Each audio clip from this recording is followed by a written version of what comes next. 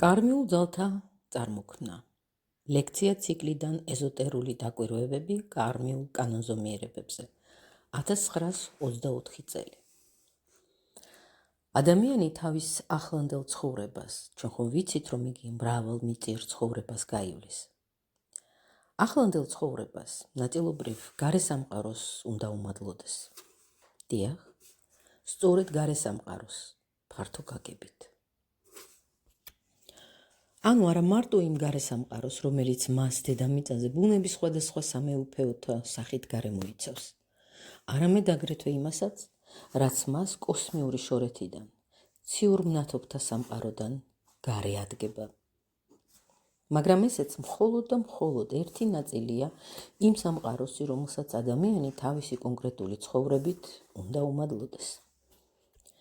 ადამიანი თავისი ცხოვრებით უწინარესად გარესამყაროს იმ მეორე ნაწილის მადლიერი უნდა იყოს, რომლის ზემოქმედებათა შედეგები მას შინაგანად თან მოაქვს მიწიერ ცხოვრებაში. ანთროპოსოფიიდან ცნობილია, რომ ადამიანი 4 წევრისგან შედგება.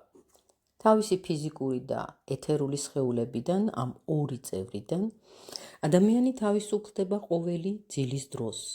ანუ ასტრალურ სხეულსა და მესთან ერთად შორდება ფიზიკურ და ეთერულ სხეულებს.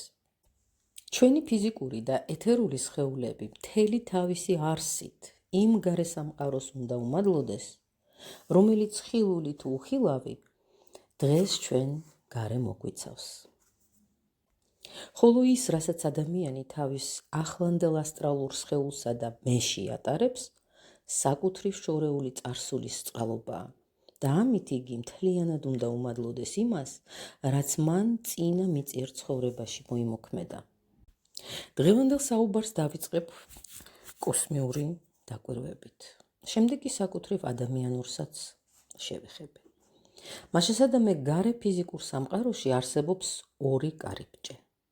ვიმეორებ, ფიზიკურ სამყაროში 2 კარიბჭეა, რომელთა მეშვეობითაც საკუთრივ ადამიანური ცხოვრება მის მთლიანობაში ფიზიკური სამყაროს საზღვრებს მიღმა ვრცელდება.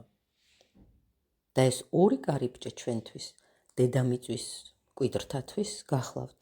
ერთი მხრივ მთვარე, მეორე მხრივ მზე. ჩემო ძვირფასო მეგობრებო, მინდა გითხრათ, რომ გარემეცნიერული ცოდნა დედამიწის მიღმიერ ციურ სხეულთა შესახებ ერთობ მწირია.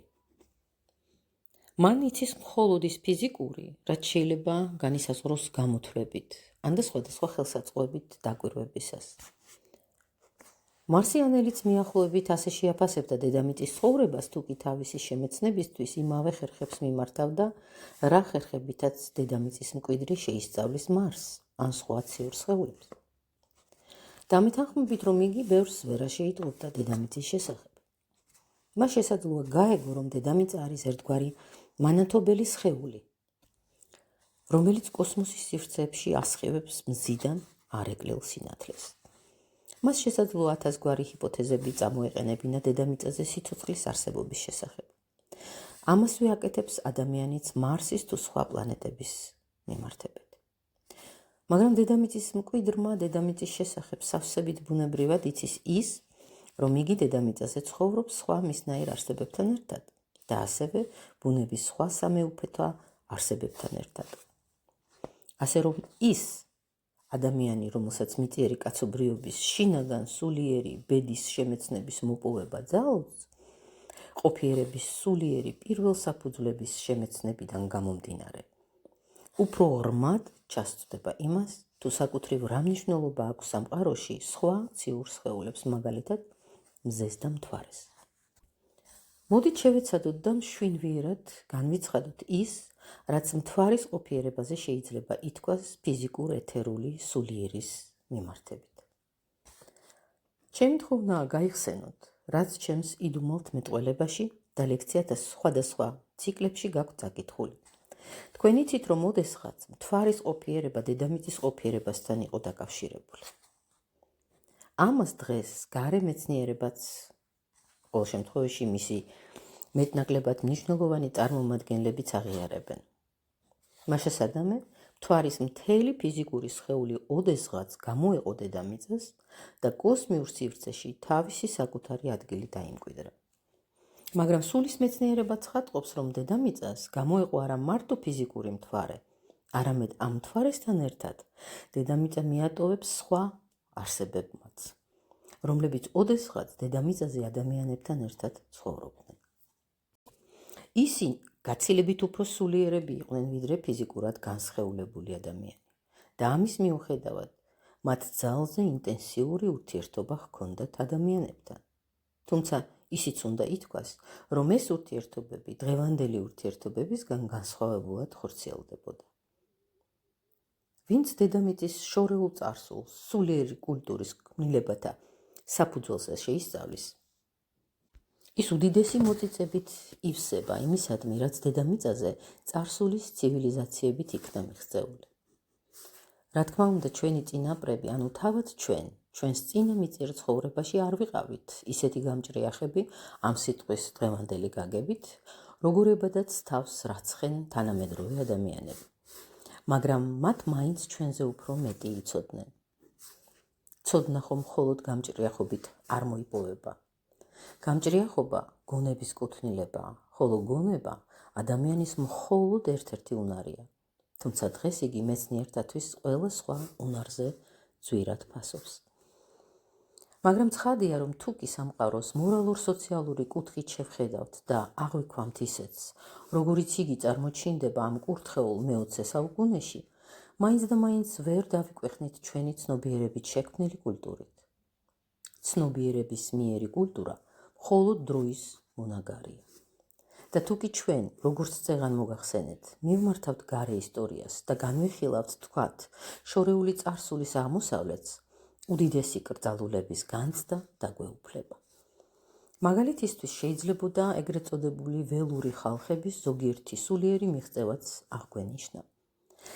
მაგრამ დღეს შევჩერდებით ძველ ინდური და ძველ სპარსული აღმოსავლეთის მიღწევებზე.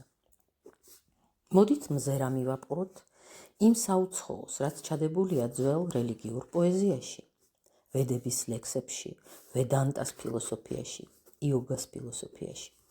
თუ კი მთელი ჩვენი არსებით მივეცემით ამ პოეტური ძეგლების ზემოქმედებას, თუ კი ჩავწვდებით მათ იდუმალ სიღრმეებს, კიდევ უფრო მეტი კრძალულებით განვიმსჭვალებით იმისადმი, რაც შორეულ წარსულში იქნა მიღწეული არა დღევანდელი ჩვეულებრივი გამჭრიახობით, არამედ სულ სხვა გზით. დიახ, ეს მიღწევები სხვა გზით იქნა მოპოვებული. სულის მეცნიერება ცხადყოფს, რომ ის, რაც ისტორიულმა დოკუმენტებმა შემოგვინახა, მხოლოდ და მხოლოდ ნარჩენებია კაცობრიობის უძველესი სიბრძნისა, რომელიც ბევრად უფრო მხატვრულად და პოეტურად ვლინდებოდა, ვიდრე ჩვენი დღევანდელი ცოდნა. მაგრამ ამის მიუხედავად უპირველესად ეს იყო სიბრძნე, კაცობრიობის საუცხოო ძველი სიბრძნე. მაშინდელი ადამიანები ამ ზე სიბრძნეს იღებდნენ იმ არსებათაგან, რომლებიც განუზომლად აღემატებოდნენ საკუთრივ მიწიერი ადამიანური განვითარების დონეს. აზროვნება, განსჯითი აზროვნება, ჩვენი ფიზიკური სხეულის მეშვეობით ხორციელდება. ხოლო ამ არსებებს არ ჰქონდათ ფიზიკური სხეული. ამიტომ იყო, რომ თავის დასაბამიერ ცოდნას ისინი მიწიერ ადამიანებს უპირატესად პოეტურ, მხატვრულ ყაიდაზე აწვდიდნენ. მაგრამ ეს არსებები არ დარჩნენ დედამიწაზე. მათი უმრავლესობა, როგორც კოსმიური სხეული, დღეს ფაქტიურად მთვარეზე ბინადრობს. ის ცნობები, რომლებსაც თანამედროვე მეცნიერება მთვარის შესახებ გვაწვდის, მხოლოდ გარეგნული ცნობებია. მთვარი არის ადამიანზე უფრო მაღალ სულიერ არსებათა მატარებელი პლანეტა. ოდესღაც ამ არსებების ამოცანას მიწიერ ადამიანთა დასაბამიერი სიბრძნით ინსპირირება შეადგენდა. შემდეგ მათ მიატოვეს დედამიწა და შეიძლება ითქვას, სამყაროში სათავისოდ შექმნეს კოლონია მთვარეზე.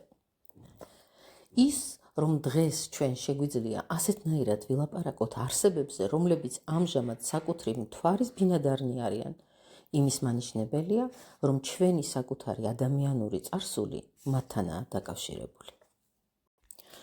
და თუ კი ჩვენი განხილვა სცდება იმ ზღვარს, რომელსაც გარე შემეცნება და გარე ცხოვრება გვისახავს, ესეც ჩვენი დღევანდელი ყოფიერების მათთან კავშირზე მიანიშნებს.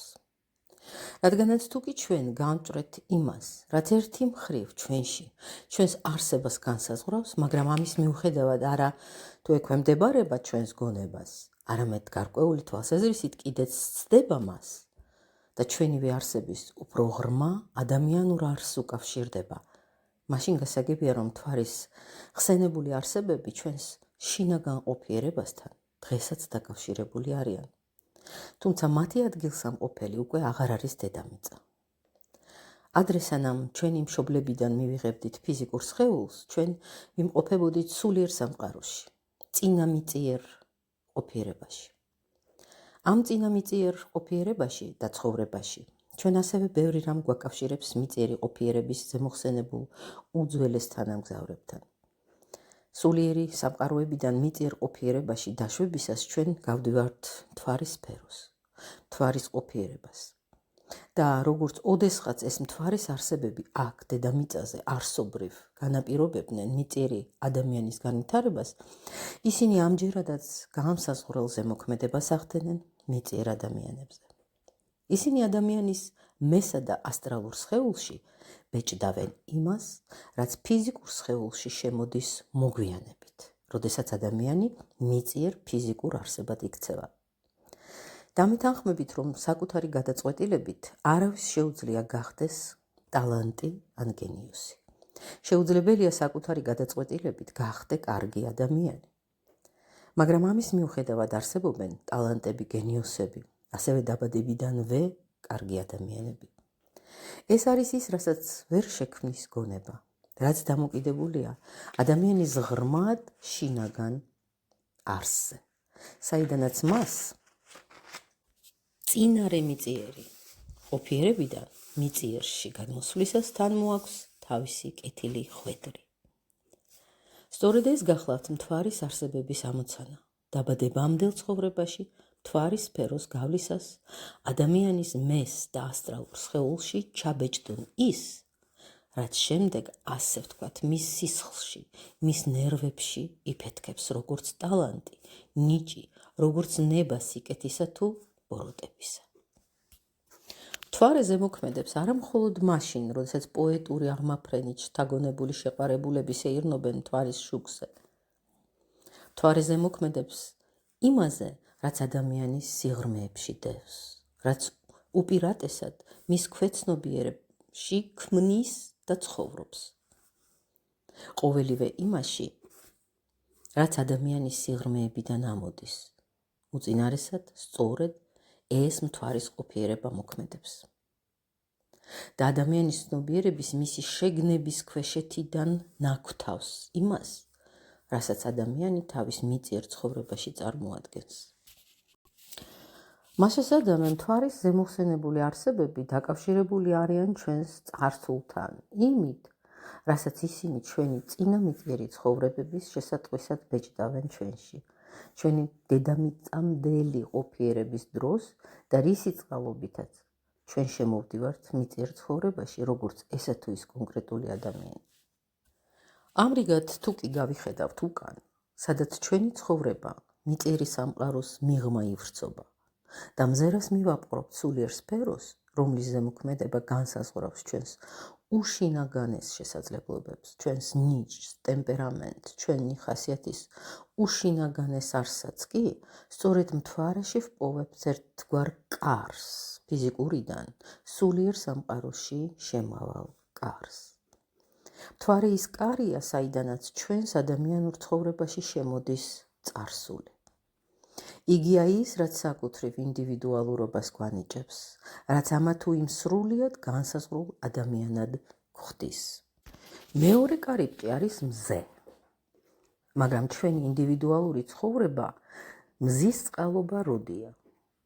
მზე არა მარტო ერთიანად უნათებს კეთილსა და ბოროტს, არამედ ერთიანად უნათებს გენიოსსაც და ბრიყვსაც. მზე უპირველეს ყოვლისა არ ეხება რაიმე ისეთს, რაც მისგან მომდინარე მიწიერ ყოფიერებაში მიწიერ ინდივიდუალობას უკავშირდება.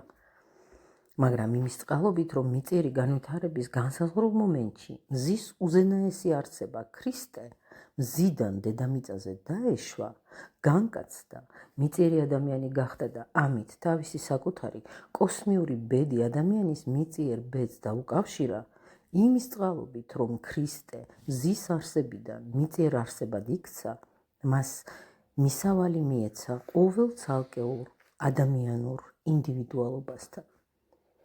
სხვა მზის არსებებს, რომლებიც მზეზე დარჩნენ, ძალუძთ მიაახლონ არა ცალკეულ ადამიანურ ინდივიდუალობებს, არამედ მთელ კაცობრიობას ზოგადად. ქრისტეშიც დარჩა ისეთი რაღაც, მაგრამ ეს რაღაც უაღრესად სასიკეთოა მთელი მიწიერი კაცობრიობისთვის. ქრისტეში დარჩა ის, რომ იგი თავის მოქმედებაში არ ცნობს არავითარ ადამიანურ დიფერენციაციას. ქრისტე არ შეიძლება იყოს ამა თუ იმ მეცნიერების ქრისტე, ამა თუ იმ სოციალური ფენის, სოციალური კლასის ქრისტე. ქრისტე ქრისტეა ყველასთვის, ყველა ადამიანისთვის, კლასის, რასის და საერთოდ ყველა მიმართებით. ქრისტეს არ განერჩევა ცალკეული ინდივიდუალობა, როდესაც თავის ქმედებაში თანაბარ შინაგან დახმარებას უწევს გენიოსსაც და ბრიყვსაც. ქრისტეს იმპულსს მისავალი აქვს ადამიანის ინდივიდუალობასთან და ამავდროულად მას შეუძლია იმოქმედოს კაცობრიობის სწორედ რომ ყველაზე ღრმა და შინაგან შრეებში. არა გონებრივ უნარს, არამედ უღრმეს შინაგან ნიჭს, გულის მიერ ძალებს, მხოლოდ მათ ძალუძთ ქრისტეს იმპულსის აღქმა. მაგრამ თუ კი ადამიანმა აღიქვა ეს იმპულსი, ეს უკანასკნელი უკვე მოქმედებს არა საკუთრივ ადამიანურის, არამედ საყოველთაო, საკაცობრიო მიმართებით. ეს ზოგად საკაცობრიო ქმედება ქრისტეს ნიშანდობლიობაა, რამე თუ იგია მზის არსება. მაგრამ როდესაც უკან ვიხედებით და ამ ხედვაში მთვარის ყოფიერებასთან ჩვენს კავშირს შევიგრძნობთ, მაშინ ვაცნობიერებთ, რომ საკუთარ თავში ვატარებთ რაღაც ისეთს, რითაც ჩვენს თანამედროვეობას კი არ უნდა ვუმადლოდეთ, არამედ იმას, რაც წარსულის ერთგვარ მონაკვეთს შეადგენს, თანაც არა მიწიერი, არამედ კოსმიური წარსულისა. წესისამებრ ადამიანები არ უფიქრდებიან იმას, რომ საკუთრივ ყველა მათი მონაპოვარი წარსულის ნაწილია. ჩვენ, როგორც ადამიანები, არარაობა ვიქნებოდით ეს წარსული რომ არ იყოს ჩვენში ჩადებული. ის, რასაც ჩვენ წინა მიწიერი ყოფიერებიდან მიწიერში შემოსვლისას უშუალოდ ვითვისებთ, თავისთავად რაღაც ავტომატურს, ადამიანის ფიზიკურ ეთერულ სხეულებში ავტომატურად მოქმედებასაც შეიცავს. სწორედ ესაა, რაც ჩვენ ამა თუ იმ ადამიანად გვაფორმებს. შინაგანად ის ჩვენს წარსულთანაა დაკავშირებული და ამდენად მთვარის ყოფიერებასთანაც. მაგრამ როგორც ჩვენი მთვარისმიერი ყოფიერებით წარსულთან ვართ დაკავშირებული, ასევე მომავალთან გვაკავშირებს მზის ყოფიერება. შეიძლება ითქვას, რომ მთვარისთვის სწორედ იმ არსებებთან მიმართებაში, რომლებიც მთვარეზე დარჩნენ, დედამიწის გამოცალკავების ჟამს, ჩვენ წარსულშივე უკვე საკმაოდ მოწიფული ვიყავით. ხოლო მზისთვის, რომელსაც დღეს მხოლოდ ზოგად საკაცობრიო იმპულსები შემოაქვს, ჩვენ მხოლოდ შორეულ მომავალში მოვიწიფებით. თუმცა განვითარების უგრძესი გზა გვაქვს გავლილი. დღეს ჩვენ მზე მხოლოდ გარედან გვეხება. ჩვენს ინდივიდუალობას, ჩვენ შინაგანს იგი მხოლოდ მომავალში გამსჭვალავს. მზის ყოფიერებისთვის მოვიწიფებით მხოლოდ მაშინ, როდესაც დედამიწა უკვე აღარ იქნება დედამიწა, როდესაც იგი სრულიად სხვა მდგომარეობაში გადავა. ადამიანი ერთობ ამაყობს თავისი ცნობიერებით, მაგრამ სწორედ დღევანდელი კაცობრიობის ცნობიერება მთლიანად მიწიერი პროდუქტია, რამე თუ იგი არსობრივად დაკავშირებულია ტვინთან. ტვინი არის ის, რაც ადამიანში ყველაზე უფრო ფიზიკურია, თუმცა ამას არც კი ვარაუდობენ. ზემოქმედებს რა ჩვენს ტვინზე, მზე გამუდმებით გვწყვეტს მიწიერს. ჩვენი ტვინი გაცილებით გონივრულ აზრებს დაბადებდა მხოლოდ მზეს რომ ემოქმედა მასზე. ფიზიკურზე დაკვირვება ცხადყოფს, რომ მზის უშუალო ზემოქმედებას განიცდის ჩვენი გული და მზის ზემოქმედებაა ჩემო ძვირფასო მეგობრებო ყოველივე ის, რაც გულიდან მომდინარეობს. ადამიანის ეგოიზმი ტვინის წყალობაა, მზე კი ადამიანზე ეგოიზმიდან ათავისუფლებს ადამიანს და ზოგად საკაცობრიომდე ამაღლებს. ასე რომ მზის მეშვეობით ჩვენ საბოლოო ჯამში უფრო მეტინი ვართ, ვიდრე მიწიერ ყოფიერებაში ძალგვიც ვიყოთ. მე იმის თქმა მინდა, რომ ქრისტე, თუ კი ნამდვილად ვპოულობთ მას, შესაძლებლობას გვანიჭებს აღვემატოთ საკუთარ თავს, ვიყოთ იმაზე მეტი, შევძლოთ იმაზე მეტი, რაც დღეს როგორც ადამიანებს ხელგვეწიფება, რამე თუ ქრისტე არის მზის არსება. რეალურად მზე გვევლინება ერთგვარ არსებად, რომელიც მომავალს ეკუთვნის, ხოლო მთვარე გვევლინება ერთგვარ არსებად წარსულიდან. მზე სულიერ სამყაროში შემავალი კარიბჭეა, ოღონდ სხვაგვარი. იგი ამ მომავალში წინამძღოლი კარიბჭე. როგორც ადამიანს მიწიერ ყოფიერებაში ერთგვარად გადმოისვრიან მთვარის არსებები და მთვარის ძალები, ასევე გარდაცვალების ჟამს მზის ძალთა წყალობით ჩვენ კვლავ თავისუფლდებით მიწიერი ყოფიერებისგან. ჩვენში არსებული მზის ძალები დაკავშირებულია იმასთან, რასაც ჩვენ ჯერ ვერ ვფლობთ და რაც ღმერთებმა გვიბოძეს, რათა არ ჩავჭკნეთ მიწიერ ცხოვრებაში, არამედ განვმაღლდეთ მასზე. ამრიგად მთვარე და მზე ჭეშმარიტად სულიერ ცხოვრებაში შემავალი ორი კარიბჭეა. მთვარე დასახლებული არსებებით, რომლებთანაც ჩვენ ადრე ვიყავით დაკავშირებული. მზეზე ბინადრობენ არსებები, რომლებსაც ჩვენ მხოლოდ მომავალ კოსმიურ ყოფიერებაში დავუკავშირდებით. ქრისტე მზეზე თავის ადრინდელ თანამგზავრებთან მიგვიყვანს, მაგრამ ეს მომავლის ადამიანებისთვის განხორციელდება. რაც სულიერიდან გამომდინარე მოქმედებს მზეზე, როგორც მომავლის სამყაროზე, ის ასევე ჩვენს ფიზიკურ და ეთერულ სხეულებზეც მოქმედებს. იგივე ითქმის მთვარეზეც. მაგალითისთვის განვიხილოთ ადამიანის ტემპერამენტი. ჩვენს ტემპერამენტში მოქმედ ძალთა სამოქმედო არეალია ჩვენი ფიზიკური სხეული და ასევე ეთერული სხეულიც. ამას განაწესრიგებს მზის და მთვარის ურთიერთქმედება. ადამიანი, რომელსაც აქვს მკაფიოდ გამოხატული მელანქოლიური მიდრეკილებები, მთვარის ძლიერ ზემოქმედებას განიცდის, ხოლო გამოკვეთილი სანგვინიკური თვისებები მზის ძლიერი ზემოქმედების ნიშანია. მაგრამ თუ კი ადამიანში მზე და მთვარე შეწონასწორებულია, რაც ნიშნავს, რომ ისინი ერთგვარად ანეიტრალებენ ერთმანეთს, ასეთი ადამიანი ფლეგმატიკი ხდება. ჩვენ როგორც ადამიანებს მზიდან და მთვარიდან გვეძლევა ის, რაც ჩვენში, ჩვენს ფიზიკურ მშვენიერში ტემპერამენტის სახით ვლინდება და მთელს ჩვენ არსებას მოიცავს. მაგრამ ადამიანი ამ მზის და მთვარის მიერს უწინარესად ყოვლისა ამჩნევს მხოლოდ იქ და მხოლოდ მაშინ, როდესაც ეს გარე ფიზიკური მოვლენის სახით ვლინდება, ანუ როდესაც მთვარე და ასევე მზეც თავის თავზე იუწყება გარეგნული დისკოს მეშვეობით. რეალურად კი ეს ის ზემოქმედებებია, რომლებიც შორს ცდება ფიზიკურის საზღვრებს. აქ ჩვენ უნდა ვილაპარაკოთ მთვარისა და მზის სრულ სულიერებაზე და მაშინ ნამდვილად იოლად გავერკვევით ყველაფერში. მოდით ჯერ ადამიანის სხეული განვიხილოთ. ზრდასრული ადამიანის სხეულში აღარ არის ის ნივთიერებები, სუბსტანციები, რომლებიც მასში 10 წლის წინათ იყო. გარე ფიზიკური სუბსტანციები გამუდმებით იდევნება ადამიანის სხეულიდან და ახლით იცვლება. რჩება მხოლოდ სულიერი ფორმა, ადამიანის იერი, ანუ სულიერი ძალები. თქვენ შესაძლოა აქ 10 წლის წინაც ისხედით, მაგრამ იმ სისხლსა და ხორცს, თქვენს იმდროინდელ მატერიალურ სუბსტანციას დღეს აქ, ამ სკამზე, ვეღარ დასხამთ, რადგან ფიზიკურად მუდმივ გაედინება შიგნიდან გარეთ. რადგან ფიზიკური მუდმივ გაედინება შიგნიდან გარეთ. იგი გამუდმებით იდევნება. ამას დიდად არ უფიქრდებიან, მაგრამ ყოველ შემთხვევაში დღეს ეს დედამიწაზე კარგად იციან. არ იციან ის, რომ იგივე ხდება სამყაროშიც. არ იციან, რადგან ჰგონიათ, რომ დღევანდელი მთვარე ისევ ის მთვარეა, რომელიც უნათებდა ზეცას, ცეზარს, ალკივიადეს ან ბუდას.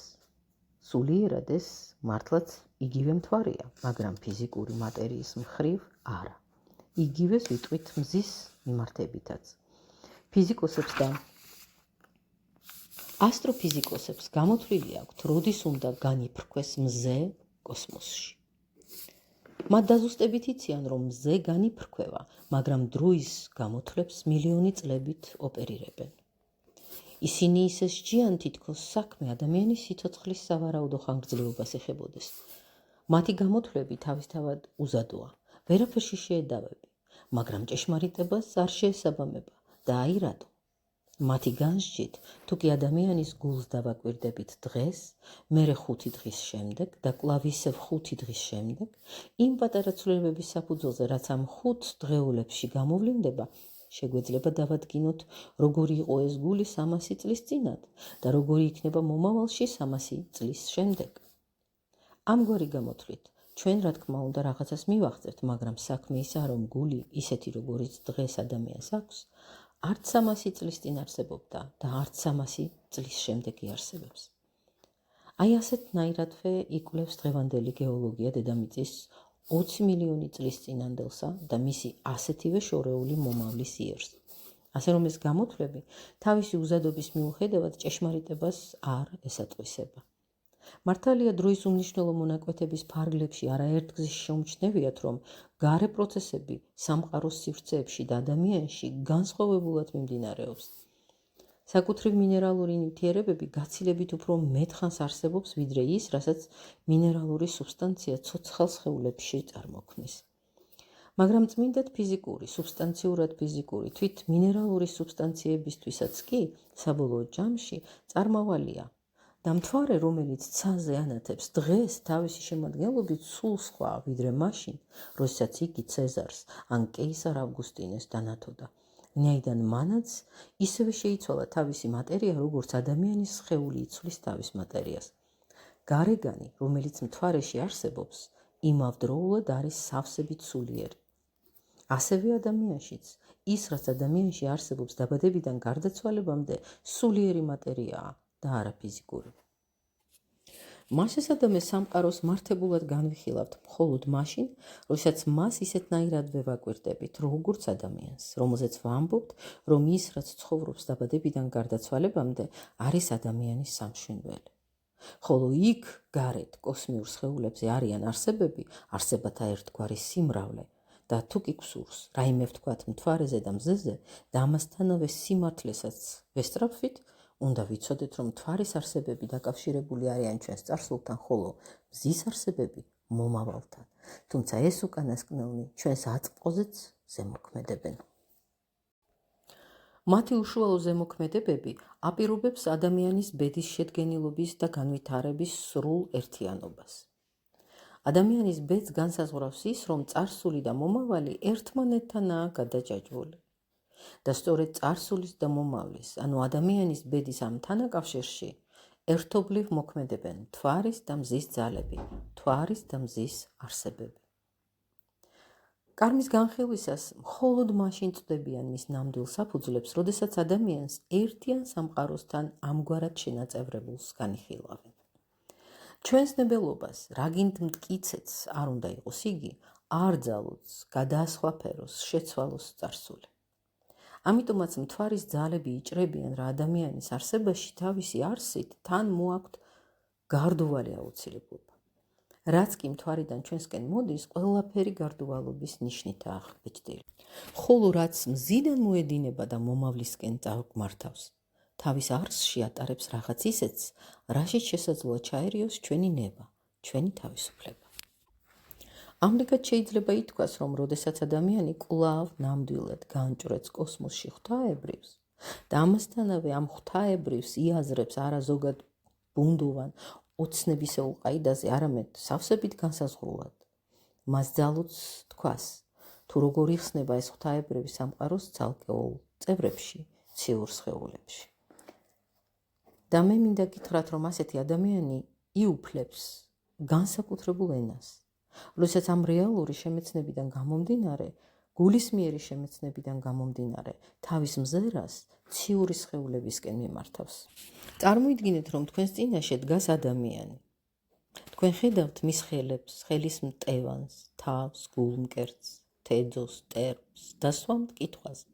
რა არის ეს? შემდეგ მიუთითებთ მის თითებზე და ამბობთ, ეს ადამიანს ეკუთვნის. მივთითებთ მის კერპზე, რა არის ეს? ესეც ადამიანისაა. შემდეგ გუმკერზე, ცხვირზე და ასე შემდეგ. რა იქნება თუ კი ჩვენ ერთმანეთისგან ვერ განვასხვავებთ ადამიანის სხეულის ნაწილებს და ადამიანის ერთ ზოგად ცნებაში გავაერთიანებთ მას? ეს იქნება უაზრო ბორიალი გაურკვევლობაში. აი ასეთივე ბორიალია ისიც, როდესაც ვაკვირდებით მზეს, მთვარეს, დანარჩენ ციურ სხეულებს და ჯიუტად ვლაპარაკობთ მხოლოდ რაღაც ზოგად ღვთაებრივზე. ჩვენ კვლავ უნდა აუმაღლდეთ ღვთაებრივის მკაფიო ხედვამდე და ეს მოხდება მაშინ, როცა ჩავწვდებით მთვარის ღრმა კავშირს ჩვენს წარსულ ყოფიერებასთან. დიახ, მთელი დედამიწის წარსულთან.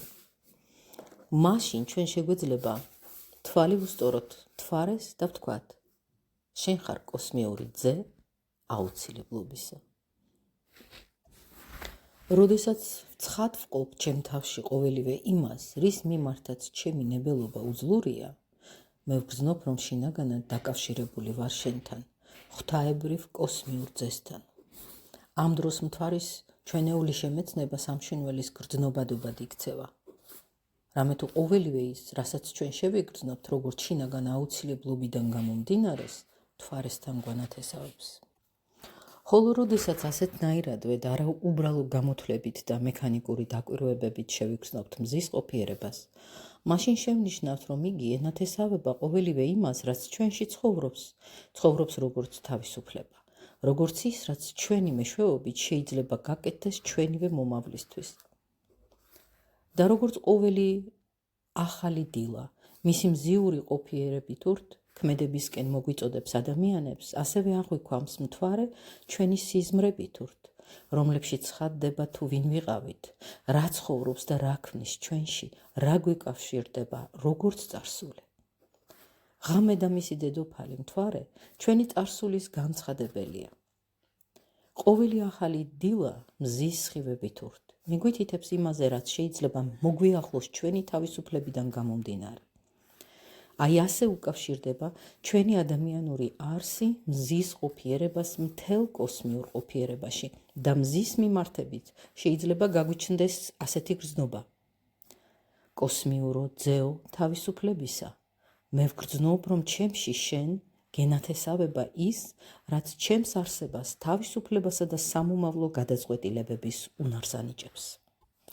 ასეთი განცდებით ჩვენ კვლავ პირველ ყოფილი კაცობრიობის ინსტინქტურ სიბრძნეს ვუკავშირდებით, რამე თუ მხოლოდ მაშინ შეიძლება გაიგო ის, რასაც უძველესი ცივილიზაციის საუცხოო პოეტური სახეები ასხივებს. თუ კი დღეს მთვარის ხატჩინება შენში ბადებს წარსულიდან მომდინარე აუცილებლობის განცდას, ხოლო მზისა მომავლის თავისუფლების გრძნობას. თავისუფლების და გარდუვალობის სწორედ ამგვარი კანონზომიერი ურთიერთქმედება აღინიშნება ჩვენს ბედში. მიწიერ ენაზე ამას თავისუფლება და აუცილებლობა ჰქვია, ხოლო უკეთ უზეციურ კოსმიურ ენაზე ვლაპარაკობთ, მაშინ ეს მთვარის და მზის ყოფიერება გახლავთ. ჩვენ ჩვენი ბედის წნულში უნდა მოვიძიოთ მთვარის მიერი და მზის მიერი. როდესაც ცხოვრებაში გვხვდება ადამიანი, წესისამებრ უბრალოდ ვჯერდებით ამ შეხვედრას. მართალია ჩვენ ზომაზე მეც ვაკვირდებით და ვიხილავთ ცხოვრებას, მაგრამ არსებითად მაინც დაუფიქრებლად ვღებულობთ მას. მაგრამ თუ კი სიღრმისეულად ჩავეძიებით ცალკეული ადამიანის ცხოვრებას, გავიგებთ, რას ნიშნავს ორი ადამიანის ერთმანეთთან შეხვედრა. ეს ნიშნავს მათი გზები ნამდვილად ერთგვარი ნიშანდებული წარმმართველობით იყო მართული. და თუ კი ეს ორი ერთმანეთს შემთხვევით შეხვედრილი ადამიანი, რომელთაგან ერთი ვთქვათ 25 წლისაა, მეორე 30-ის თვალს გადაავლებდა თავის განვლილ ცხოვრებას, აღმოჩნდებოდა, რომ ერთ მათგანს, რომელიც 30 წლისაა, მისი ცხოვრების ყოველი ცალკეული ფაქტი ისეთნაირად უტევდა კოსმოსის ერთი გარკვეული კუთხიდან, რომ იგი სწორედ იმ განსაზღვრულ წერტილში უნდა შეხვედროდა იმ მეორე ადამიანს, რომელიც უკეთ თავის მხრივ ასევე განიხილავდა თავის განვლილ 25 წელს. ასევე თუ განიხილავდა, გაიგებდა, რომ მისმა ცხოვრებამ კოსმოსის სხვა კუთხიდან რომ მომდინარეობდა, ეს შეხვედრა გარდუვალი გახადა. მაგრამ ის, რაც ადამიანის კარმის ქმნადობაში არ არის დამოკიდებული ორი ადამიანის გარდუვალ წინასწარ განსაზღვრულ შეხვედრაზე, ეს უკვე თავს იჩენს მათი შეხვედრის შემდეგ. როგორ უნდა ჩავწვდეთ მშვენიერი მზერითი მართლაც და საოცარს, რაც მსგავს შემთხვევებში მჟღავდება. ადამიანის ცხოვრება ძალზე მწირია, თუ კი მას ასეთნაირად არ ვიხილავთ და უსაზღვროდ მდიდარია, როდესაც ზემო აღნიშნულიდან გამომდინარე მოვიაზრებთ მას. აქ საგულისხმოა ის, რომ ადამიანთან შეხვედრისას, ერთი შეხედვით სრულიად შემთხვევითი შეხვედრისას, ჩვენს თავს ასე უნდა მივმართოთ. ჩვენ ვეძებდით ერთმანეთს, ვეძებდით დედამიწაზე შემოსვლის მომენტიდან. არსებითი ის არის, რომ თქვენ არ წააწყდებოდით ამ ადამიანს და დღეს არ მოხდებოდა ის, რაც მოხდა, თუ კი ოდესღაც თქვენს წინა მიწიერ ცხოვრებაში თუნდაც ერთ ნაბიჯს სხვა მიმართულებით გადადგამდით. როგორც მოგახსენეთ, ასეთ დაკვირვებებს ადამიანები არ აწარმოებენ, მაგრამ ადამიანების უსაზღვრო სიამაყე ჩანს სწორედ იქ, სადაც ისინი ფიქრობენ, რომ რასაც მათი თვალი ვერ ხედავს, ის საერთოდ არ არსებობს. ამ დროს კი ის ნამდვილად არსებობს. მოუხშირეთ ამგვარ დაკვირვებებს და თავად დარწმუნდებით ამაში. და აი, უნდა ითქვას, რომ შეინიშნება ერთობ მნიშვნელოვანი სხვაობა მას შორის, რაც იყო მანამდე, სანამ ეს ორი ადამიანი ერთმანეთს შეხვდებოდა და მას შემდეგ, რაც ეს შეხვედრა შედგა. ერთმანეთთან შეხვედრამდე, ანუ სანამ ისინი მიწიერ ცხოვრებაში იპოვნიდნენ ერთმანეთს, ისინი ურთიერთ ზემოქმედებდნენ, მაგრამ ვერაცნობიერებდნენ ამას. და არც რაიმე იცოდნენ ერთმანეთის შესახებ. ახლა კი ამ შეხვედრის შემდეგ ისინი უკვე როგორც ნაცნობები ცნობიერად ზემოქმედებენ ერთმანეთზე და უაღრესად მნიშვნელოვანი სწორედ აქ იწყება. ბუნებრივია ცხოვრებაში ვხვდებით ისეთ ადამიანებსაც, რომლებთანაც ასე ვთქვათ, გარდუვალობას არ მივუყვანივართ. ეს იმას აღნიშნავს, რომ ჩვენი ცხოვრების გზაზე ხშირად ჩდებიან ისეთი ადამიანები, ვიზეთ შეგვიძლია ვთქვათ, რომ უფრო გონივრული იქნებოდა არ შევყროდით მათ. მე მართლა ძალიან სურს ამის თქმა, მაგრამ ჩვენ მაინც ბევრ ისეთ ადამიანს ხვდებით, რომელთა მიმართებითაც ზემოთქმული, სახელდობრ ის, რომ ადამიანთა შეხვედრა გარდუვალი აუცილებლობითაა განპირობებული, ჩატარებული კვლევებით არ დასტურდება. თუკი იმას, რაზეც ახლა ვილაპარაკე, ერთიან სულის მეცნიერულ ჭრილში განვიხილავთ, გაირკვევა, რომ ყველაფერი, რაც ორ ადამიანს შორის დედამიწაზე მათ შეხვედრამდე ხდება, განპირობებულია მთვარის მიერით, ხოლო რაც მათ გაცნობას მათ შემდგომ ურთიერთობას მოსდევს, ეს მზის ზემოქმედების შედეგია. ამიტომაც ის, რაც ორ ადამიანს შორის ხდება მანამ, სანამ ისინი ერთმანეთს გაიცნობენ, მხოლოდ გარდუვალი აუცილებლობის ჭრილში შეიძლება იქნას განხილული, ხოლო მათი შემდგომი ურთიერთობა თავისუფლების ჭრილში, მათი თავისუფალი ურთიერთმიმართებების ჭრილში განიხილება. ფაქტიურად, როდესაც ვეცნობით ადამიანს, ამ დროს ჩვენი სამშვენველი თავის ქვეცნობიერებაში უკან იხედება და ამასთანავე მომავალსაც ჭვრეტს. ანუ უკან სულიერი მთვარია, წინ კი სულიერი მზე. ეს არის ის, რაც საკუთრივ აფორმებს, აყალიბებს ჩვენს კარმას, ჩვენს ბედს. ცოტანი არიან ადამიანები, ვისაც დღეს ხელეწიფებათ ამის თქმა. ჩვენი ეპოქის მთელი ქაოსი, დაბნეულობა და ფარული მღელვარებაც სწორედ აქედან მოდის. ამის შეგრძნება თანდათან ღრმავდება, მაგრამ ადამიანებმა არ იციან რას მიაწერონ ეს და 1000 გვარ ახსნა განმარტებას პოულობენ. რაღაც არარსებულს ებღაუჭებიან. რეალურად კი შეგრძნების ეს უნარი ადამიანში გამოვლენას ლამობს. იგი ისწრაფვის გამოვლინდეს ისეთნაირად, რომ ადამიანებმა ურთიერთგაცნობისას შეძლონ იმის განჭვრეტა, თუ რამდენად უნდა უმადლოდნენ ისინი ამ გაცნობას მთვარის მიერ, ურყევ გარდაუვალობას და როგორ იმოქმედონ შემდგომში. მზიური ნათლის სულისკვეთებით, თავისუფლების სულისკვეთებით. ბედის ამგვარი შეგრძნება არის თვით კოსმიური ბედი თანამედროვეობიდან მომავლისკენ მიმავალი კაცობრიობისა. რამე თუ როდესაც ამ ქვეყნად ადამიანს ხვდებით, მაშინ შეიძლება და აუცილებელიცაა ზედმიწევნით ზუსტად განვარჩიოთ ჩვენი მისდამი ორი ურთიერთგანსხვავებული წარმომავლობის ქცევა. ერთ შემთხვევაში ადამიანთან მიმართებისას ჩვენ ვასკვნით, რომ ჩვენს ურთიერთობაში ყოველივე ნებელობიდან მთვარის ზემოქმედება, ანუ მომდინარეობს, მეორე შემთხვევაში ვრწმუნდებით, რომ ჩვენი მისდამი დამოკიდებულება მთლიანად გონების ან ბუნებრივ გრძნობას, ანუ მზის ზემოქმედებას ეფუძნება. ერთხელ მაინც ხომ უნდა დავფიქრდეთ ადამიანთა შორის იმ მეტად ფაქის სხვაობაზე, რაც ზემოთქმულის თვალსაზრისით უკვე ბავშვობიდანვე იჩენს თავს. ადამიანი შეიძლება გვიყვარდეს, ან გძულდეს, ან ზედაპირული დამოკიდებულების შემთხვევაში სიმპათიის ან ანტიპათიის გრძნობა გაგვაჩნდეს მისდამი, მაგრამ თუკი ეს გრძნობა იმდენად უმნიშვნელოა, რომ სიღრმისეულად არ გვეხება, ჩვენ მას უბრალოდ გულგრილად ჩავუვლით გვერდზე და მასაც ასეთივე საპასუხო გულგრილობის საბაბს მივცემთ. სიმართლე ითქვას, სკოლის მასწავლებელთა უმრავლესობას სწორედ ასე ვექცეოდეთ. ჩვენ მათ ჩავუვლიდით გვერდზე, ისინი ჩვენ. ეს სწორედ ადამიანის ცხოვრების იმ იღბლიან მოვლენებს განეკუთვნება, როდესაც მას შესაძლებლობა აქვს ნამდვილად გაიგოს და გამოსცადოს მეორე ადამიანი. მაგრამ ადამიანისადმი სხვაგვარი მიმართებაც არსებობს. იგი ბავშვობიდანვე იჩენს თავს. ეს არის ის, როდესაც რაღაც შინაგანად გვიპყრობს და როდესაც ვამბობთ, აი, ეს ადამიანი აკეთებს ამას და ამას და მეც უნდა გავაკეთო ესა და ეს. ამ დროს ჩვენი აზრი ამ ადამიანზე ისეთია, რომ საშუალებას არ გვაძლევს გულგრილად გავატაროთ იგი ჩვენს წინ. ასეთ ადამიანთან მყარდება ისეთი დამოკიდებულება, რომ ჩვენ მაგალითად ჩვენს გმირად ვირჩევთ მას. მზად ვართ კვალში გავყვეთ, ოლიმპოსკენ მიმავალ სახიფათო აღმართ შევუყვეთ მასთან ერთად.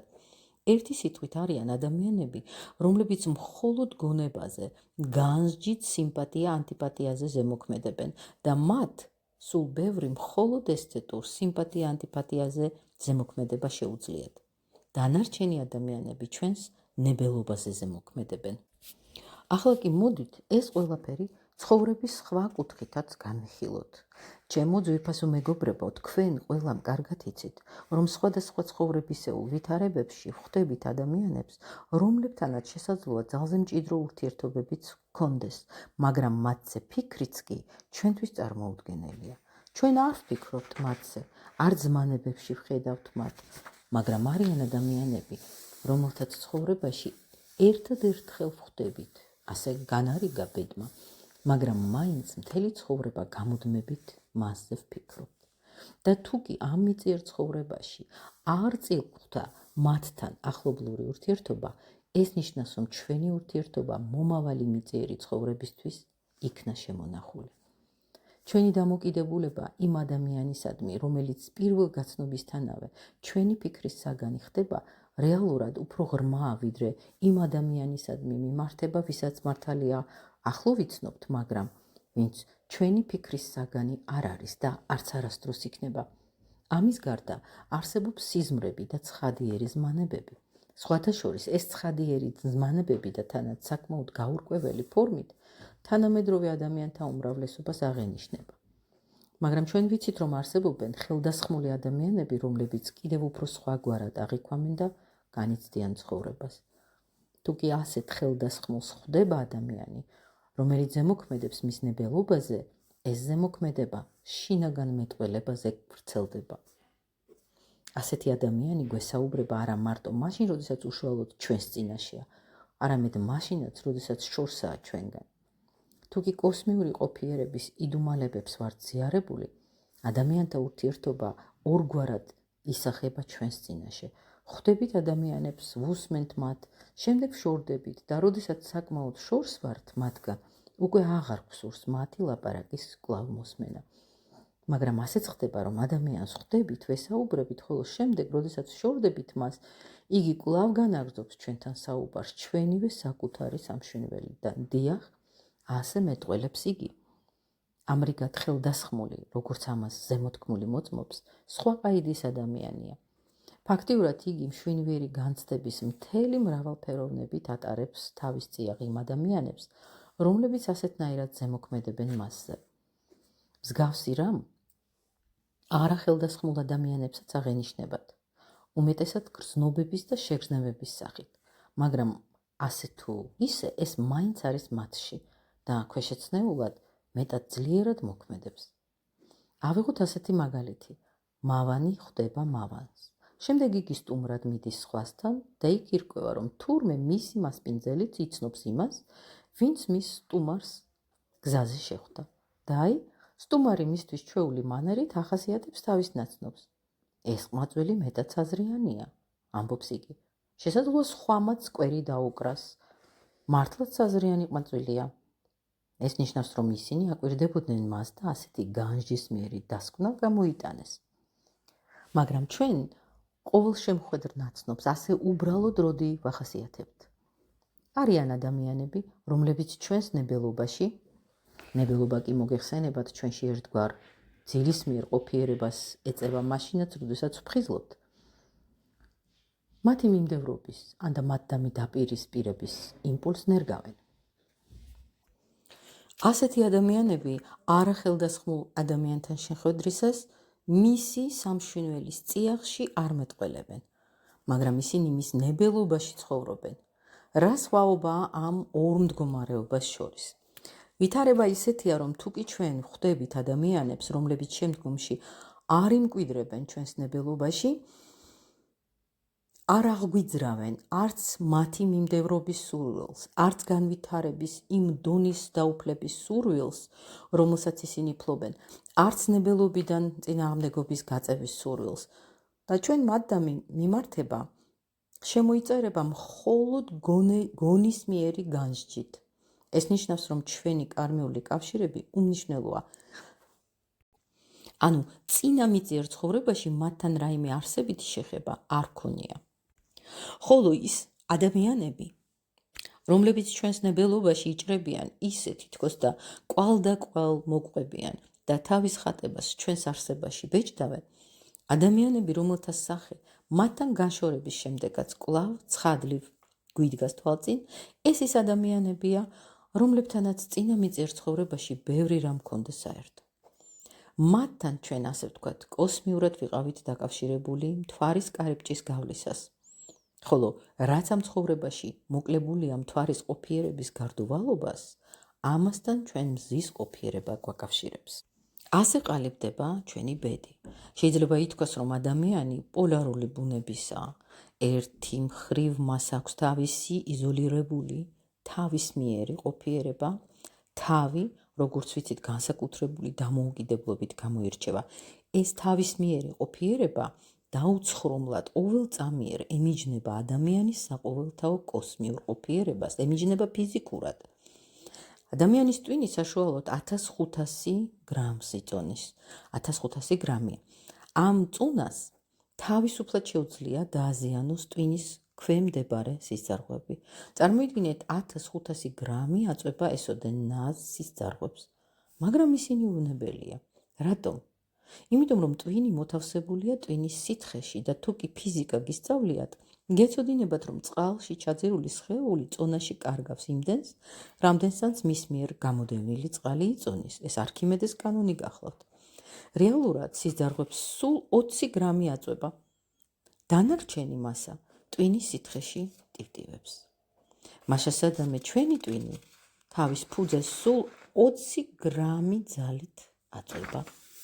ტვინი იზოლირებულია და მას თავისი საკუთარი ყოფიერება აქვს კიდევ ბევრ სხვა საგანთა მიმართებითაც. ზემოთქმული შეიძლება შევადაროთ ადამიანს, რომელიც ავტომობილით მგზავრობს. იგი უმოძრაოდ ზის.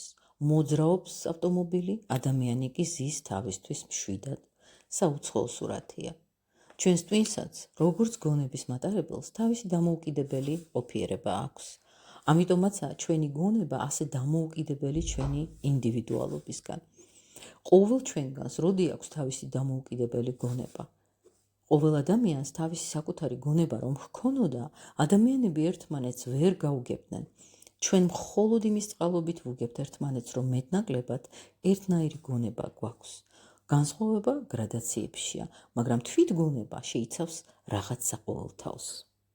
ამიტომაცაა, რომ ადამიანები ერთმანეთს უგებენ გონების მეშვეობით, რომელიც არ არის დამოკიდებული ჩვენს ინდივიდუალურ მონაცემებზე.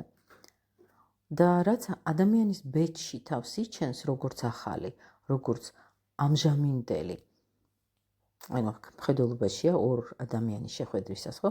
ის ზემოქმედებს შეგნებაზე და იმ გრძნობებზე, რაც ამ შეგნებასთანაა დაკავშირებული.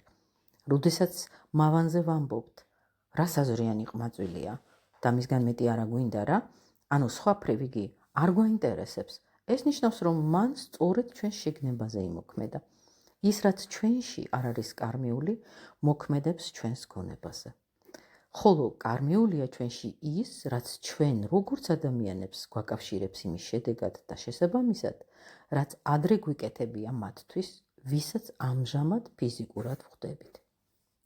ეს უკვე ჩვენს ნებელობაზეა დამოკიდებული და მოქმედებს ადამიანური არსების სიღრმეებიდან. ნებელობაც საკუთრივ ეს არის.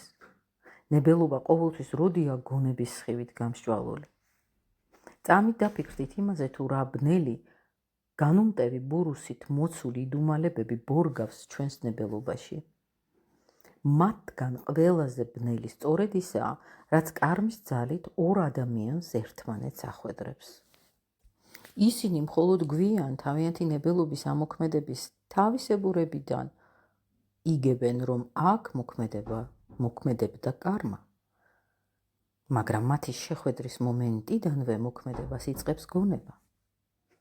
შემდეგ კი რაც გონებიდან გამომდინარე ხდება, შეიძლება საფუძვლად დაედოს უახლოეს კარმას. თუმცა არსებით ნაწილში არა მთლიანად, არამედ სწორედ არსებითში მომავალი კარმა უკვე ყალიბდება იმ ადამიანთათვის, რომლებიც შეხვედრის დროს კარმიულად დაკავშირებულები არიან. ის, როგორც ისინი ერთმანეთს ექცევიან, მომავალში იმოქმედებს როგორც ადრინდელი კარმა. მაგრამ ბედში ამის გარდა კიდევ ბევრი რამ შემოდის. ბედში ბევრი რამ ისეთი იწნება, რაც ადამიანის ცნობიერებაზე და მის გონების მიერ სიმპათია-ანტიპათიაზე მოქმედებს. ამგვარად ეჯაჭვება, ენაწევრება ერთმანეთს წარსული და მომავალი, მთვარის და მზის ყოფიერება. ის კარმიული ძაფები, რომლებიც წარსულიდან მოდის, მომავლისკენ მიმართულ კარმიულ ძაფებს ენასკვება. ჩვენ ძალგვით ზედმიწევნით ზუსტად დავაკვირდეთ კარმიულ ხდომილებებს, რამე თუ როდესაც დილით ამ მომავალ მზეს ვხედავთ, ღამით კი მთვარის ნათელს, მათ ამჟამინდელ ურთიერთქმედებაში შეგვიძლია წინა ვიგრძნოთ თავიდან როგორც ხატსახე, ის თუ როგორ თანაქმედებენ ჩვენს საკუთარ ადამიანურ არსებაში, ჩვენს ბედში, აუცილებლობა და თავისუფლება. და თუ კი ამის შემდეგ მოვიპოვებთ ჭეშმარიტ იდეას ადამიანის ბედში აუცილებლობის და თავისუფლების ურთიერთქმედებისა, მაშინ ჩვენ ამ შეგნებით გაჯერებულებს შეგვეძლება კვლავ მივმართოთ ჩვენი მზერა მზისკენ და მთვარისკენ და ისინიც გვიბოძებენ გამოცხადებას თავის სულიერებაზე.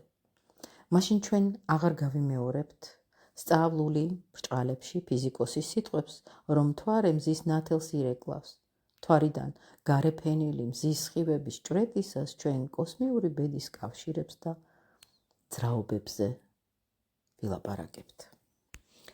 მაშინ საკუთარი ბედის გამჭოლ კოსმიური ბედის შემეცნებასაც ვისწავლით. მხოლოდ ასე შევძლებთ ჩვენი ადამიანური ყოფიერების კოსმიურ ყოფიერებასთან მართებულად დაკავშირებას. ასე უნდა შეეზარდოს ადამიანი კოსმოსთან საკუთარი ერთიანობის შეგრძნებას, როგორც ადამიანის თითი არის ის, რაც არის მანამ სანამ ადამიანის ორგანიზმთანაა შეზრდილი და მის გარეშე იგი თითი ვერ იქნება, ასევე ადამიანი თავისი ყოფიერებით უნდა უმადლოდეს იმას, რომ იგი კოსმოსის ერთგვარი ნაგლეჯია. მაგრამ ადამიანი ამაყია და მისი თითი ალბათ ბევრად მასზე თავმდაბალი იქნებოდა ის შეგნება რომ ჰქონოდა, რაც ადამიანს აქვს. თუმცა ვინ იცის, ვინძლო თითიც გადიდგულებულიყო ადამიანიდან განცალკევების და მის ხვირწინ სეირნობის უნარირობის ცემოდა. თუ კი თითად დარჩენისთვის საკმარისი იქნებოდა მხოლოდ ადამიანის გვერდით, მის სიახლოვეს, მის სფეროში დარჩენა. ასე ადამიანიც, როგორც მიწიერი არსება, იგი უნდა დარჩეს დედამიწის სფეროში, რათა იყოს ადამიანი. მაგრამ სხვაგვარადაა საქმე მისი მარადიული არსების მიმართებით. როდესაც იგი დედამიწის სფეროს მიღმა თავის წინა მიწიერ ან მიწიერის შემდგომ ყოფიერებაში იმყოფება, ამას კი მხოლოდ მაშინ ვაცნობიერებთ, როდესაც ჩვენს თავს კოსმოსის წევრად მოვიაზრებთ. მაშინ ჩვენ უაზროდ კი არ ვიფანტაზიორებთ კოსმოსთან ჩვენი კავშირის შესახებ, არამედ თანდათან ვისწავლით სამყაროს შეგრძნებას მთელ მის კონკრეტულობაში. მაშინ ჩვენ ვიგრძნობთ ასევე იმასაც, რომ ჩვენი ბედი ნამდვილად ციურ ნათობთა მზის და მთვარის ანარეკლია. ასეთნაირად ვსწავლობთ სამყაროს ხედვას და ამ უდიადესი სამყაროს ცხოვრებაში ჩვენი ადამიანური ცხოვრების ამოკითხვას. შემდეგ ჩვენ ახლებურად ვსწავლობთ ჩვენი საკუთარი სამშვინველის სიღრმეების ხედვას ისე, რომ საკუთარი სამშვინველიდან გამომდინარე თანდათან კოსმოსის გაგებას ვსწავლობთ. რამეთო მთვარის გაგება შეუძლებელია თუ არ ჩაწვდი ადამიანის ბედში მოქმედ აუცილებლობას და ასევე შეუძლებელია მზის გაგება თუ არ ჩაწვდი თავისუფლების არსს ადამიანში. აი ასეთნაირადაა საგნები დამოკიდებული აუცილებლობასა და თავისუფლებას. იმისთვის, რათა ჭეშმარიტად ეზოტერული საზრისი ჩადგეს ჩვენს სამშვინველში და მომავალში კიდევ უფრო მეტი ქმედითობით დაიმკვიდროს ქვეყნად, ჩვენ შევეცადეთ ზოგიერთი იმპულსი ჩაგვედო გოეთეანუმის საშობაო ყრილობაში. ვიმედოვნებ, რომ ის, რაც გათამაშდა შობის იმ დღეებში, უფრო და უფრო ღრმად შემოვა ჩვენი ძვირფასი თანაწევრების ცნობიერებაში. მე ამას ყველაფერს ვამბობ, რადგანაც მიმაჩნია, რომ ანთროპოსოფიური ცხოვრება უნდა გახდეს უფრო ქმედითი, ვიდრე აქამდე იყო. ანთროპოსოფიულ საზოგადოებაში ადრინდელზე უფრო მეტად უნდა კულტივირდეს ანთროპოსოფია. მხედველობაში მაქვს არა მასალის შესწავლა, არამედ ინტენსივობა, ენთუზიაზმი, სიყვარული. ესაა მთავარი. მე თავად მაშინდელი მსოფლიო ვითარების პირობებში სრული უფლება მქონდა, ასე ვთქვათ, პენსიაზე გავსულიყავი. საპენსიო ასაკსაც სწორედ იმ ხნად მივაღწიე, მაგრამ იმის გამო, რაც ესაა მოგახსენეთ, მე გადავწყვიტე ყველაფერი თავიდან დამეწყო და ასე მგონია კვლავ მიბრუნდება ახალგაზრდული შემართება და ქმედების უნარი. ჩემო ძვირფასო მეგობრებო, მინდა სწორად გამიგოთ, საჭიროა მეტი ინტერესი ანთროპოსოფიული საზოგადოების ცოცხალი ცხოვრებისადმი. მე მსურს, რომ ჩვენი საზოგადოების ყოველი წევრი განიმსჭვალოს იმით, რაც განხორციელდა ჩვენს საშობაო ყრილობაზე. რეალურად ამით მივაღწევთ იმას, რომ დაიმკვიდრებს ნამდვილი ეზოტერული ცხოვრება. შობის იმ დღეებში სულის მეცნიერება უმაღლეს სკოლაც იმიტომ დაარსდა, სულის მეცნიერების უმაღლესი სკოლაც იმიტომ დაარსდა, რომ ჩვენ ანთროპოსოფიურ ცხოვრებაში შემოსულიყო ეზოტერული ცხოვრება. დაეახსრულდეს სიტყვები, რომლებიც მე დღეს აქ თქვენს წინაშე წარმოვთქვი, ჩემო ძვირფასო მეგობრებო. ითქვა სწორედ ისე, რომ მათ სხვასთან ერთად გამოეხატათ შემდეგიც. დაეჩვენს გარემოცვაში ეზოტერული ცხოვრება დამკვიდრდეს ისე, როგორც ამაზე გამუდმებით გელაპარაკებით და როგორც ეს შემდგომში შეიძლება განხორციელდეს იმის წყალობით, რაც შობა დღეს დაფუძნებულია მომავალში დორნახიდან. ჩვენი საყოველთაო საზოგადოების ადგილსამყოფელიდან განედინება.